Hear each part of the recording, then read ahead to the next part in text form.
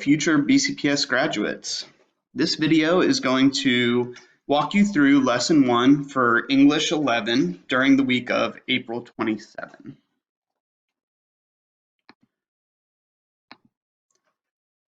The first part that we're going to look at is the learning objective for this lesson. After this lesson, you will be able to analyze and evaluate the effectiveness of the structure, rhetoric, content, and style of a speech in order to write an SAT style analysis. It's important for you to know that this is a two-part lesson. So for day one, you're going to focus on reading the speech. And as you read, you're going to analyze and evaluate the effectiveness of the structure, rhetoric, content, and style. That's going to help you prepare for the writing task on day two, which is to write an SAT style analysis. The more detailed that your analysis is from today's lesson, the better your writing will be for the next lesson. So we're going to focus on the first part of that objective, and we're going to break down some of the key terms in that objective. So for example, the term analyze when reading a speech means to look at the component parts individually. You're going to really isolate specific parts of the speech and think about how each piece relates to the whole of the speech and to one another. The term evaluate means to make a judgment. So when you're reading a speech, you want to think about how each of the component parts relates to the speaker's purpose. Some of the questions that you want to think about are what is the goal of the speech? Who is the intended audience? And was the speaker convincing? If so, what makes the speech convincing? Today's speech is going to be Patrick Henry's speech at the Virginia Convention. This is a historical speech, so we're going to know already that he was convincing due to history. Our focus is really going to be on the second part of that question. What makes the speech convincing? When we're thinking about our analysis and looking at the component parts of the speech, we're really going to focus on the structure, rhetoric, content, and style. And when we talk about structure, we're talking about the way that this speech is organized.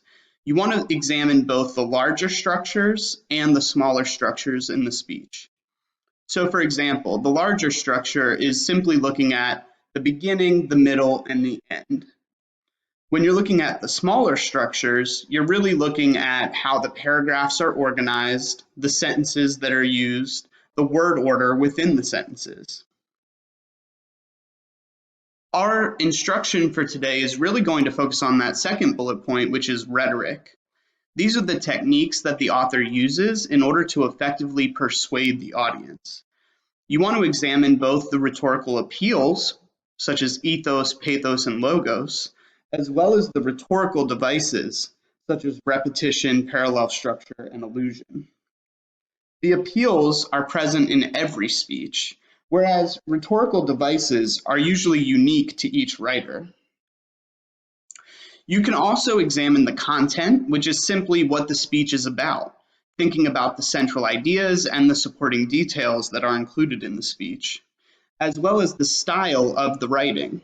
This refers to the way in which the content is delivered. These are writing techniques such as syntax, word choice, tone. You want to think about how the author creates a unique voice.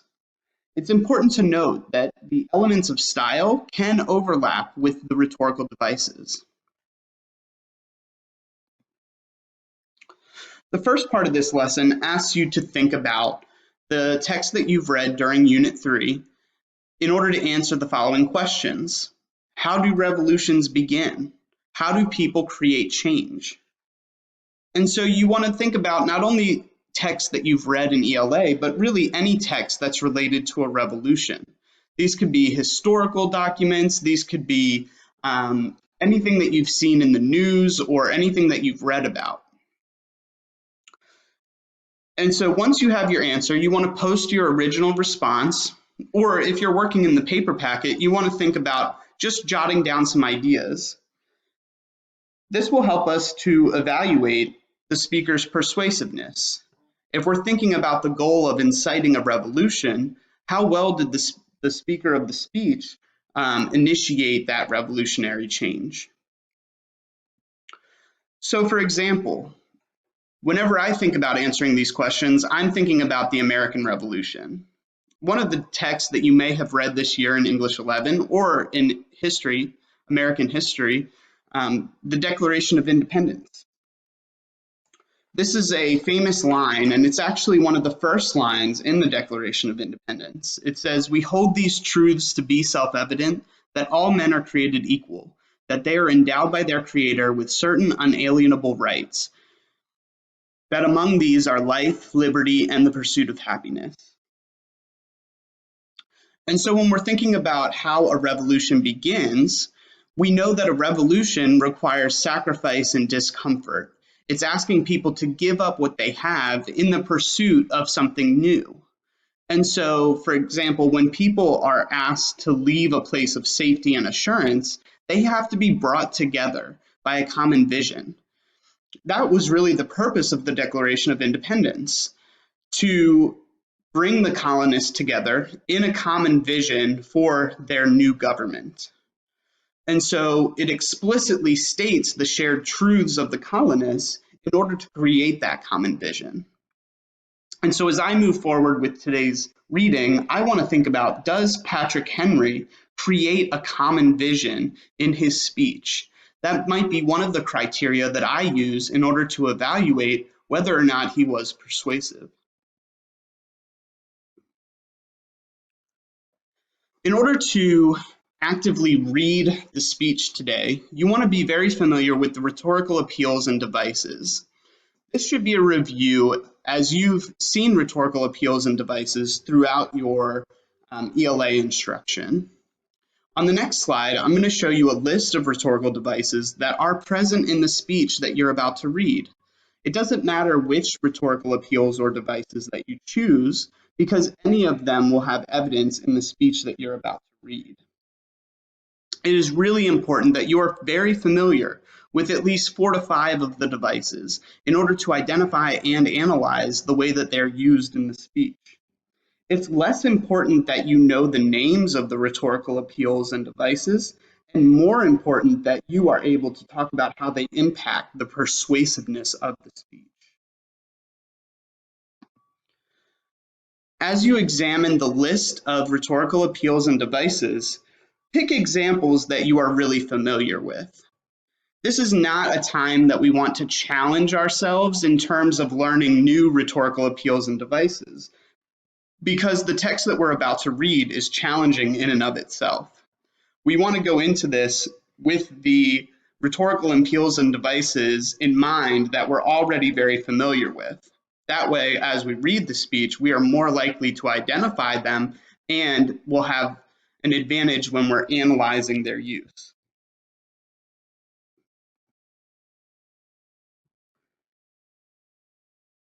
On this slide, you'll see the definition of the rhetorical device that I am going to use as my example, which is allusion.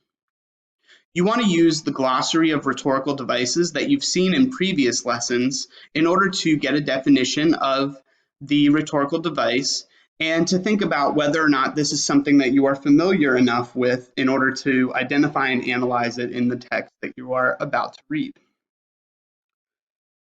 It's important to reflect on your own knowledge and comfort with each of the rhetorical devices. So when we think about an allusion, we know that that's a reference to a person, event, or place in history, religious texts, or literature. So for example, the Garden of Eden is an allusion to the place in Genesis of the Bible, and it often symbolizes perfection when it's used. So it's important to note that in order to identify and analyze the use of an allusion, the reader must have knowledge of history, religious text, or literature. Otherwise, you may not recognize the allusion at all or understand how it's being used. These are the directions for your active reading of the speech.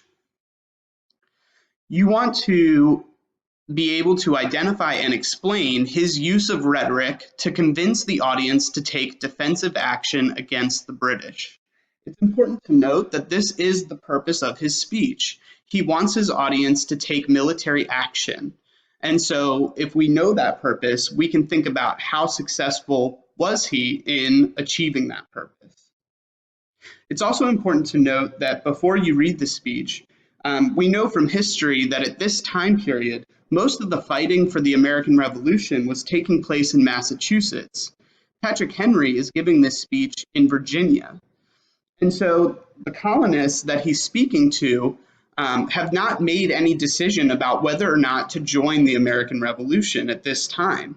In fact, they were probably very reluctant to take any military action. So Patrick Henry needed to be very convincing in order to get the colonists to take the action that he wanted. You may also note any structural or stylistic choices that contribute to the power or persuasiveness of his speech. And I've done an example as a model. So the first thing that you are going to do is read the text. I'm going to model how to read and think aloud, identifying and analyzing the rhetorical appeals and devices that Patrick Henry is using. So after Patrick Henry made this famous speech before the Virginia House of Burgesses at St. John's Church, his resolution to organize the militia of Virginia and to put the colony of Virginia on a war footing was unanimously adopted in that colony. That's important because when we ask ourselves, was Patrick Henry persuasive, we can put a big check next to that. If it was unanimously adopted in the colony, that means that everyone who voted to take military action after he gave his speech. Let's take a look at his opening statement. He says, "Mr. President, it is natural to man to indulge in the illusions of hope." So the first thing that I notice is that word illusion. An illusion is something that appears real but is not. And so he is already introducing the idea that what the colonists believe to be true may not actually be true. He elaborates on this when he says, "We are apt to shut our eyes against a painful truth and listen to the song of that siren till she transforms us into beasts." So right away, that word "apt" means that we are willing, we want to shut our eyes against a painful truth. It's natural for us to ignore something that's painful. And then he says, "Listen to the song of that siren till she transforms us into beasts." I've underlined that to identify that this is an allusion. It's an allusion to the siren song in Greek mythology. If you've read the Odyssey, then you know this allusion from when Odysseus had to be tied to the mast to stop him from trying to get to the sirens as they sang their song. Continuing with the speech, he says, "Is this the part of wise men engaged in a great and arduous struggle for liberty? Are we disposed to be of the number of those who, having eyes, see not, and having ears, hear not the things which so nearly concern their temporal salvation? For my part, whatever anguish of spirit it may cost, I am willing to know the whole truth, to know the worst, and to provide for it." So really at the beginning of his speech, Patrick Henry is establishing the importance of what he is about to discuss. He really repeats the idea that everything is not as it seems. I'm predicting that the next part of his speech will be to convince them of what he feels is the whole truth. And so once I've read that and I've underlined the allusion, then I can write my annotations in the margin. And so my annotation says that Patrick Henry makes an allusion to the siren song in Greek mythology to demonstrate how the audience has been seduced by the British ministry. He's really comparing the British ministry to the sirens of Greek mythology. Sirens were what appeared to be and what sounded like beautiful women who would sing to sailors to get them to come closer to the sharp rocks, which would then drown their ships. And so in order to do this, Henry, I believe, is using this device to grab the audience's attention. Looking at the part that immediately follows, he says, "Is this the part of wise men?" So he's using this rhetorical question in order to show that they are not wise and to insult the audience and insult their intelligence in order to grab their attention.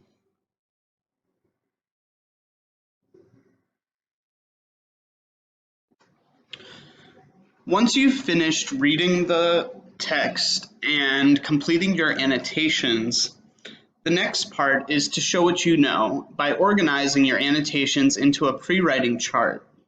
You may use the chart structure that I've included here, or you can create your own. Either way, you should include at least 3 examples of rhetorical devices in addition to any structural or stylistic choices that you feel contribute to the power or persuasiveness of Patrick Henry's speech. You're going to use this pre-writing chart to structure the body of your SAT style analysis in the next lesson. I've done one example to show you how to use this chart. It's important for you to know that when you do your writing in the next lesson, you want to use the strongest examples from the speech. This really comes down to your ability to elaborate and explain how the example connects to the persuasiveness of Patrick Henry's speech. So for example, the pre-writing chart is organized into 3 columns. In the first column, you want to name the device that you are analyzing. So for my example, I've stated that it's an illusion. Then in the second column, you want to provide evidence from the text of that rhetorical device, writing structure, or stylistic choice. It's important that you use direct quotations. These are typically more powerful in writing than paraphrasing. If the evidence is less than 3 lines long, you really want to quote it directly. If it is more than 3 lines, then you can paraphrase and put it into your own words.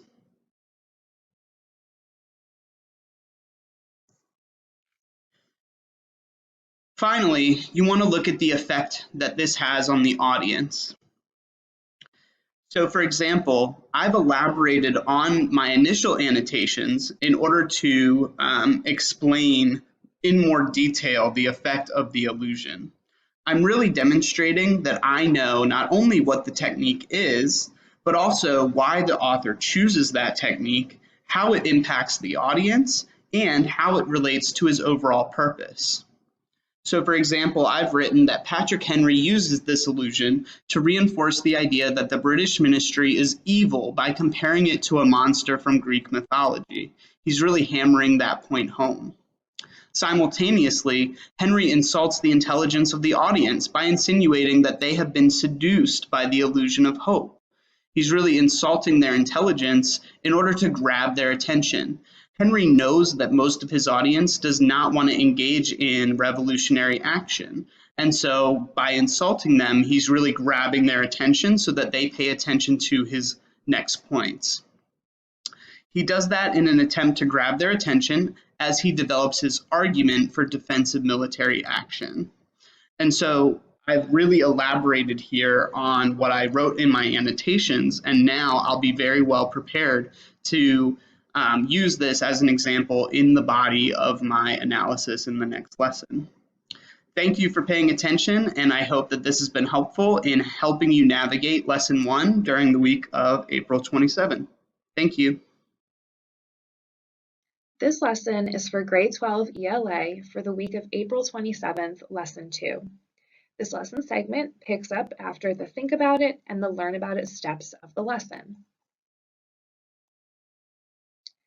Today, you'll be analyzing articles about malaria and genetic modification to defend a position using satire or poetry.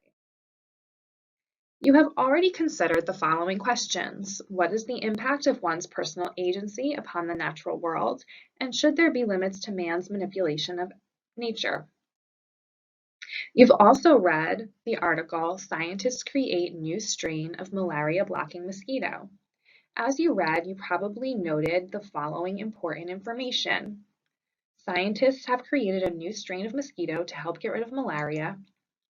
They've changed the genetic makeup of the mosquitoes using a gene editing tool called CRISPR so that this new strain of mosquitoes does not carry malaria-containing genes. Malaria can be deadly and is primarily transmitted through the bites of female Anopheles stevensii mosquitoes. Hundreds of thousands of people died in 1 year due to malaria. So from what you've read so far, what are your reactions to gene editing and CRISPR? Next, you will view a TED Talk called Gene Editing Can Now Change an Entire Species Forever. You have the transcript on your paper. So as you watch the TED Talk, follow along with the transcript, annotating where you find points that you agree with, disagree with, or things that surprise you.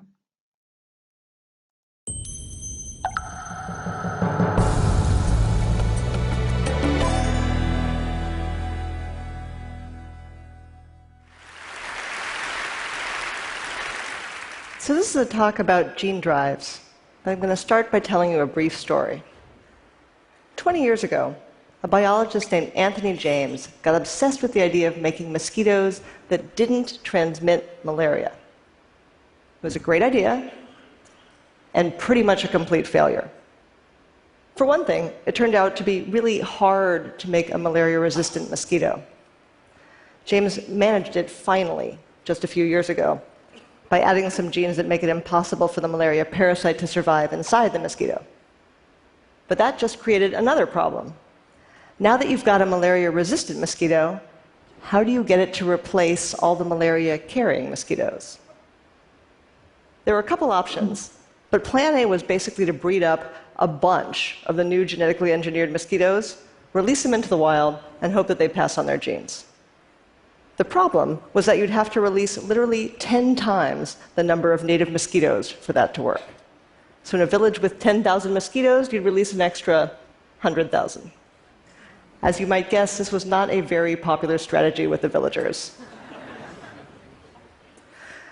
Then, last January, Anthony James got an email from a biologist named Ethan Beer.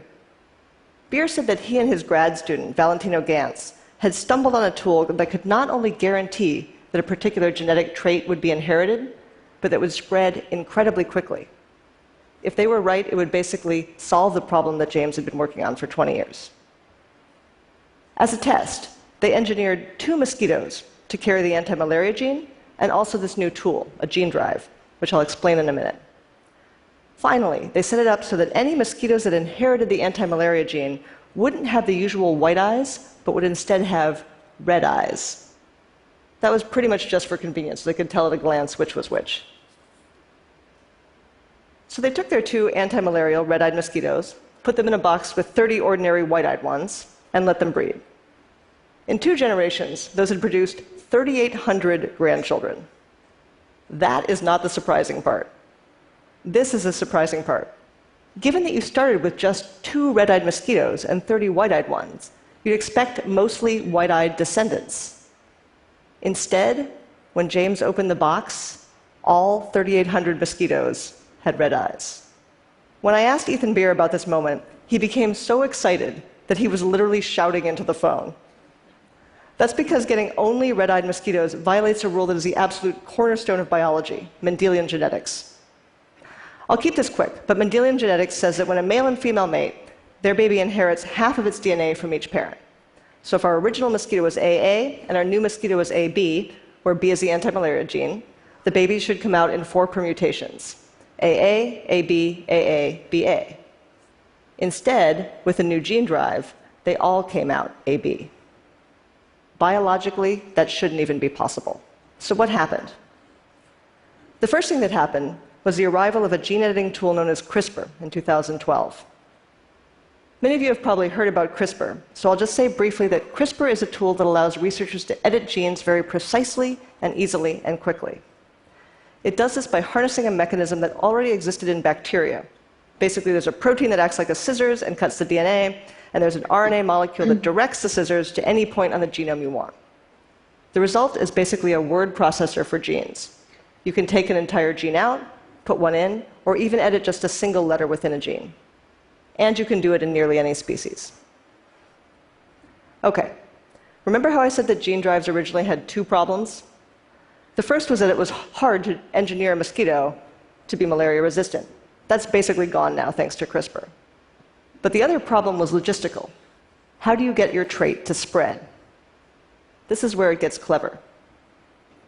A couple years ago, a biologist at Harvard named Kevin Esvelt wondered what would happen if you made it so that CRISPR inserted not only your new gene, but also the machinery that does the cutting and pasting. In other words, what if CRISPR also copied and pasted itself? You'd end up with a perpetual motion machine for gene editing. And that's exactly what happened. This CRISPR gene drive that Esvelt created not only guarantees that a trait will get passed on, but if it's used in the germline cells, it will automatically copy and paste your new gene into both chromosomes of every single individual. It's like a global search and replace. Or in science terms, it makes a heterozygous trait homozygous. So, what does this mean? For one thing, it means that we have a very powerful, but also somewhat alarming new tool. Up until now, the fact that gene drives didn't work very well was actually kind of a relief. Normally, when we mess around with an organism's genes, we make that thing less evolutionarily fit. So biologists can make all the mutant fruit flies they want without worrying about it. If some escape, natural selection just takes care of them. What's remarkable and powerful and frightening about gene drives is that that will no longer be true. Assuming that your trait does not have a big evolutionary handicap, like a mosquito that can't fly, the CRISPR-based gene drive will spread the change relentlessly until it is in every single individual in the population. Now, it isn't easy to make a gene drive that works that well, but James and Esvelt think that we can. The good news is that this opens the door to some remarkable things. If you put an anti-malarial gene drive in just 1% of Anopheles mosquitoes, the species that transmits malaria, researchers estimate that it would spread to the entire population in a year. So in a year, you could virtually eliminate malaria. In practice, we're still a few years out from being able to do that, but still, 1,000 children a day die of malaria. In a year, that number could be almost zero. The same goes for dengue fever, chikungunya, yellow fever. And it gets better. Say you want to get rid of an invasive species, like get Asian carp out of the Great Lakes. All you have to do is release a gene drive that makes the fish produce only male offspring. In a few generations, there'll be no females left. No more carp. In theory, this means we could restore hundreds of native species that have been pushed to the brink. Okay, that's the good news. This is the bad news. Gene drives are so effective that even an accidental release could change an entire species, and often very quickly. Anthony James took good precautions. He bred his mosquitoes in a biocontainment lab, and he also used a species that's not native to the US, so that even if some did escape, they'd just die off. There'd be nothing for them to mate with. But it's also true that if a dozen Asian carp with the all-male gene drive accidentally got carried from the Great Lakes back to Asia, they could potentially wipe out the native Asian carp population. And that's not so unlikely, given how connected our world is. In fact, it's why we have an invasive species problem. And that's fish. Things like mosquitoes and fruit flies, there's literally no way to contain them. They cross borders and oceans all the time. Okay, the other piece of bad news is that a gene drive might not stay confined to what we call the target species. That's because of gene flow, which is basically a fancy way of saying that neighboring species sometimes interbreed. If that happens, it's possible a gene drive could cross over, like Asian carp could infect some other kind of carp. That's not so bad if your drive just promotes a trait, like eye color. In fact, there's a decent chance that we'll see a wave of very weird fruit flies in the near future. But it could be a disaster if your drive is designed to eliminate the species entirely. The last worrisome thing is that the technology to do this, to genetically engineer an organism and include a gene drive, is something that basically any lab in the world can do. An undergraduate can do it. A talented high schooler with some equipment can do it. Now, I'm guessing that this sounds terrifying. Interestingly, though, nearly every scientist I talked to seemed to think that gene drives were not actually that frightening or dangerous. Partly that's because they believe that scientists will be very cautious and responsible about using them. So far, that's been true. But gene drives also have some actual limitations. So for one thing, they work only in sexually reproducing species, so thank goodness, they can't be used to engineer viruses or bacteria. Also, the trait spreads only with each successive generation. So changing or eliminating a population is practical only if that species has a fast reproductive cycle, like insects or maybe small vertebrates like mice and fish. In elephants or people, it would take centuries for a trait to spread widely enough to matter. Also, even with CRISPR, it's not that easy to engineer a truly devastating trait. Say you wanted to make a fruit fly that feeds on ordinary fruit instead of rotting fruit with the aim of sabotaging American agriculture. First, you'd have to figure out which genes control what the fruit fly wants to eat, which is already a very long and complicated project. Then you'd have to alter those genes to change the fly's behavior to wherever you want it to be, which is an even longer and more complicated project. And it might not even work because the genes that control behavior are complex. So if you're a terrorist and have to choose between starting a grueling basic research program that will require years of meticulous lab work and still might not pan out, or just blowing stuff up, you'll probably choose the latter. This is especially true because, at least in theory, it should be pretty easy to build what's called a reversal drive. That's one that basically overwrites the change made by the first gene drive. So if you don't like the effects of a change, you can just release a second drive that will cancel it out, at least in theory. Okay, so where does this leave us? We now have the ability to change entire species at will. Should we? Are we gods now? I'm not sure I'd say that, but I would say this. First, some very smart people are even now debating how to regulate gene drives. At the same time, some other very smart people are working hard to create safeguards, like gene drives that self-regulate or peter out after a few generations. That's great. But this technology still requires a conversation. And given the nature of gene drives, that conversation has to be global. What if Kenya wants to use a drive, but Tanzania doesn't? Who decides whether to release a gene drive that can fly? I don't have the answer to that question. All we can do going forward, I think, is talk honestly about the risks and benefits, and take responsibility for our choices. By that I mean not just the choice to use a gene drive, but also the choice not to use one. Humans have a tendency to assume that the safest option is to preserve the status quo. But that's not always the case. Gene drives have risks, and those need to be discussed. But malaria exists now and kills 1,000 people a day. To combat it, we spray pesticides that do grave damage to other species, including amphibians and birds. So when you hear about gene drives in the coming months, and trust me, you will be hearing about them, remember that. It can be frightening to act, but sometimes not acting is worse.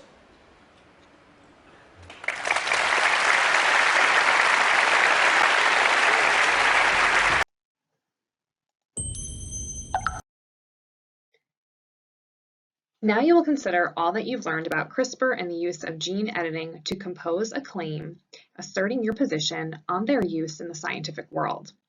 Then, using your understanding of satire and poetry to convey arguments, you'll compose a creative satirical piece or poem to develop and support your claim. Refer back to your lesson 1 from this week and your lessons from last week to review the ways that satire and poetry can convey arguments. Be creative and remember to fully support your claim.